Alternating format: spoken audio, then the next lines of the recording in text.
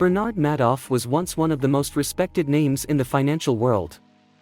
He had built a reputation as a successful investor and philanthropist, with high-profile clients that included celebrities and charities. But in 2008, his world came crashing down when he was exposed as the mastermind behind one of the largest financial scams in history.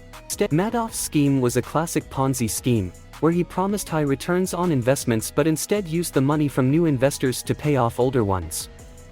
He had been running the scam for over 20 years, using his reputation and connections to lure in unsuspecting victims. Madoff's victims included not only wealthy individuals but also charities and nonprofits. In fact, some estimates suggest that over 40% of his clients were nonprofits. Many of these organizations had trusted Madoff with their endowments and donations, and were devastated when they learned that their money had been stolen. The Madoff scandal was a wake-up call for the financial industry and regulators. It exposed weaknesses in the system that allowed someone like Madoff to operate for so long without being detected.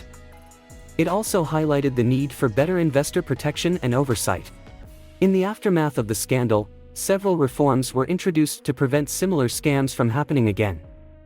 The Securities and Exchange Commission, SEC, created a new office dedicated to investigating Ponzi schemes and other financial fraud.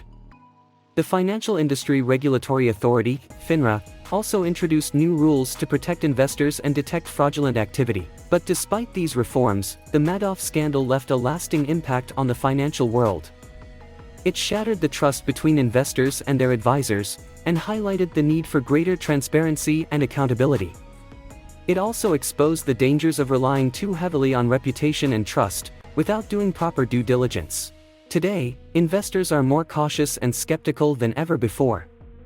They are more likely to ask tough questions and demand more transparency from their advisors. They are also more likely to do their own research and not rely solely on the recommendations of others.